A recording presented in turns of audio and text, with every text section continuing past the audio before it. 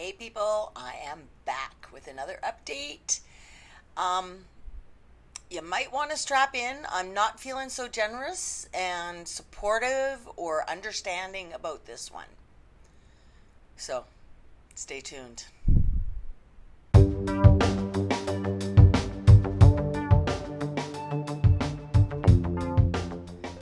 First up, I want to mention that Sam from Set Sail Studios has tweeted that he has filed a cease and desist against Felina Hopkins and her use of his font in the trademark. When he first got back from his vacation and he commented on it, he said it was a legal fight and he wasn't sure he could afford it and blah, blah, blah. Lots of people have recommended that he start a GoFundMe or somebody else start a GoFundMe to help him fight this battle, because people are willing to support the battle against this trademark and support him because it does kind of tie into the whole trademark of the world, of the word. But he has decided to pursue some other actions first, and so he's saying don't set up a GoFundMe for him for now. If you've been following me, you know I try very hard to be understanding about what was going on. And I have reached out to Felina in the past when this first started, and she responded, but then she cut off and stepped back because she was under attack. And even then, I was like, it's not about her. It's about protecting intellectual property and protecting our words and things like that. Well, I'm kind of done with that. I think I'm still going to try very hard not to let my Irish and Italian temper show. But basically, I'm pissed. This is getting fucking ridiculous.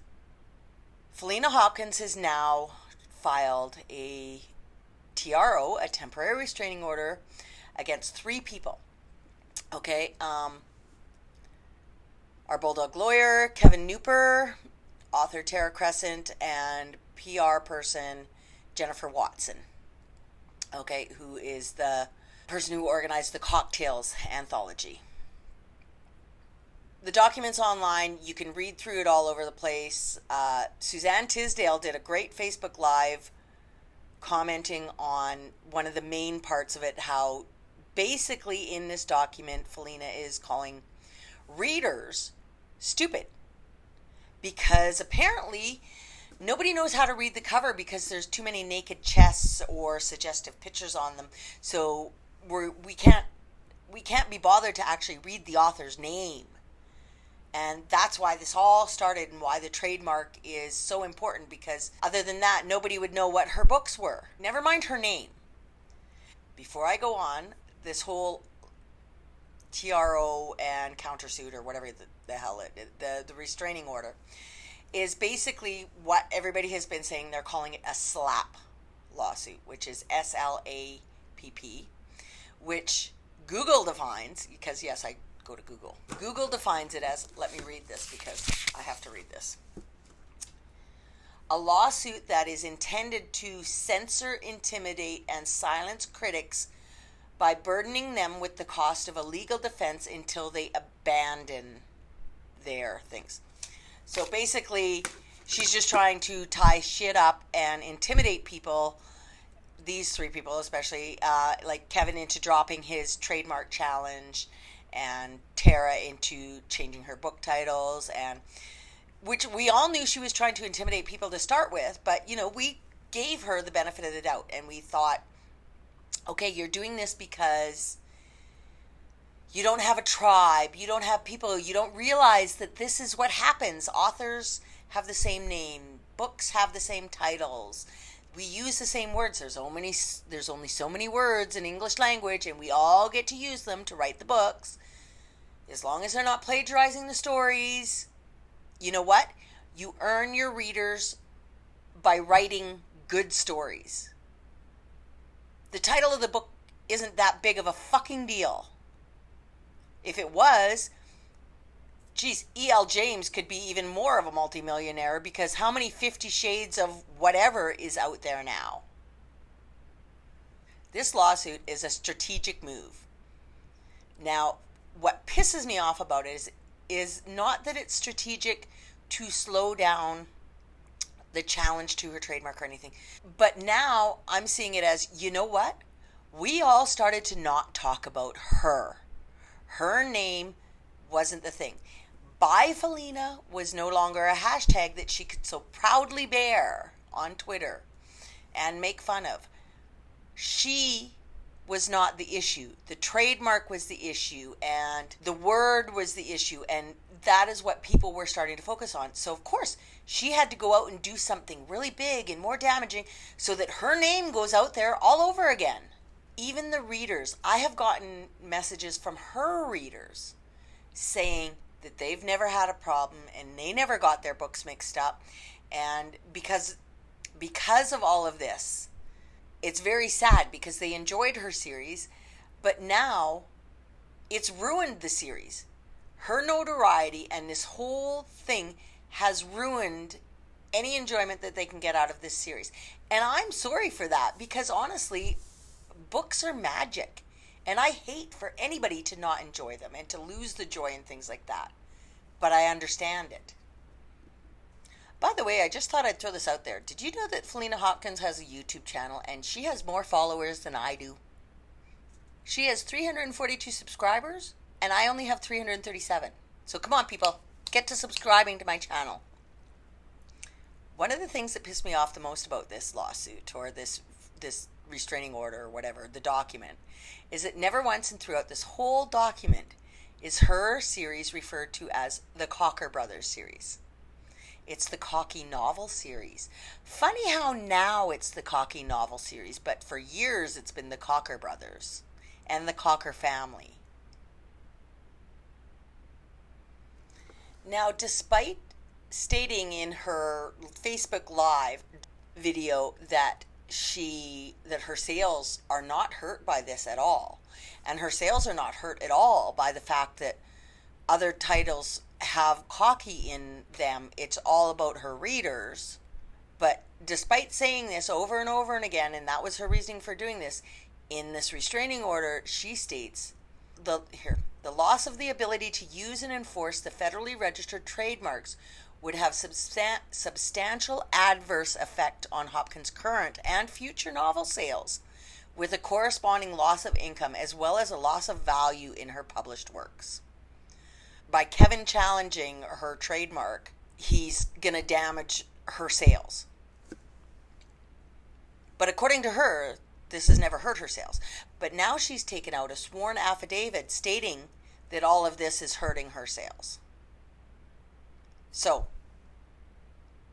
who knows what is really happening?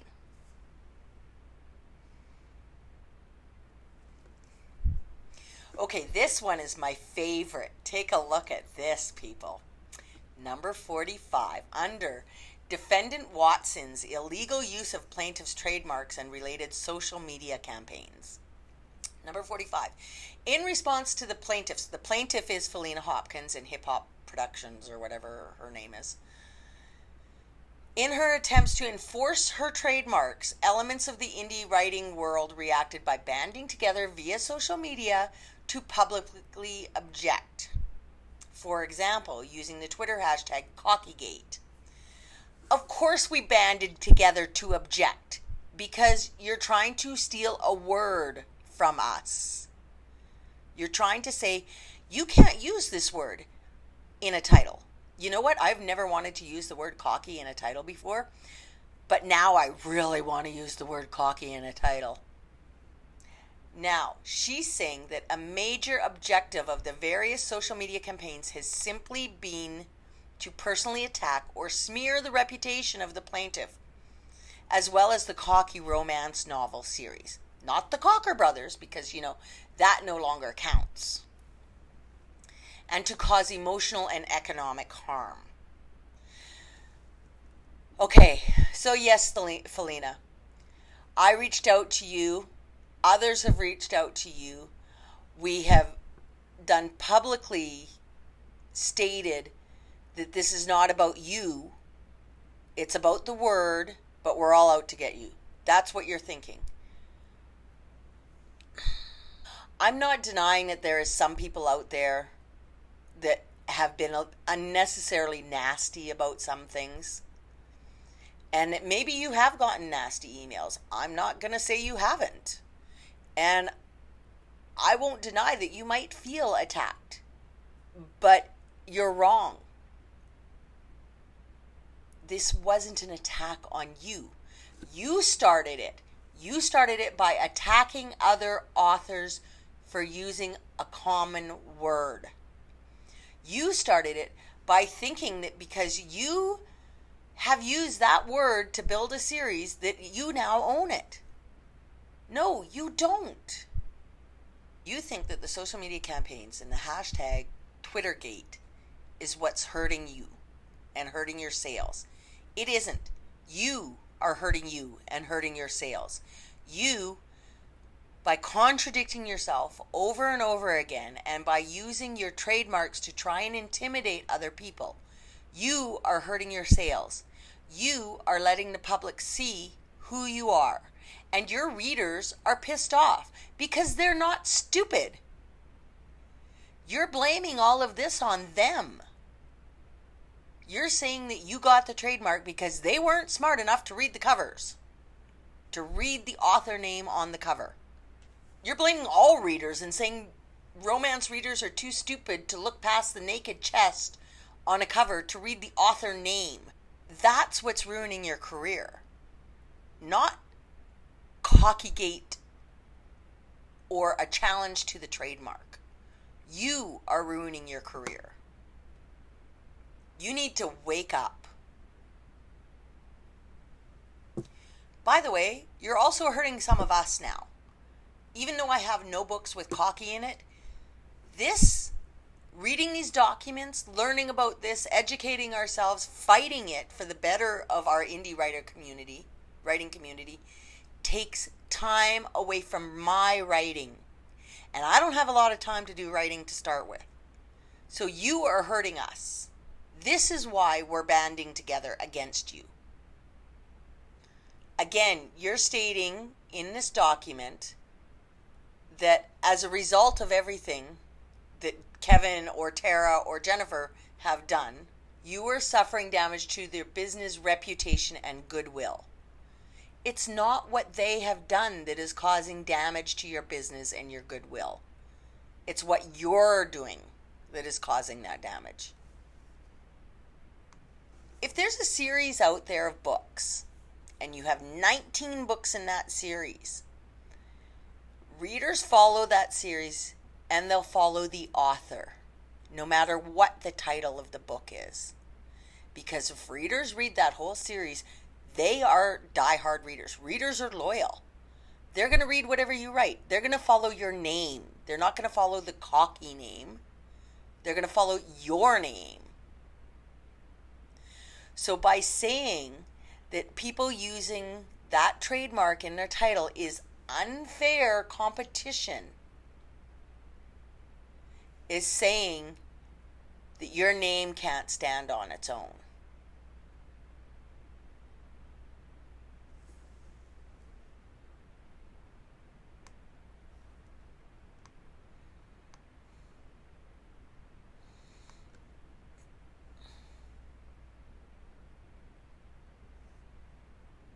Lastly, I want to show on here that in your restraining order document, it says, or the lawsuit, whatever you want to call this, number 89, you're saying, this dispute, if left unresolved, will adversely affect the plaintiff's novel sales and will impede Hopkins' ability to successfully expand her existing line of Hopkins' Cocky novel series.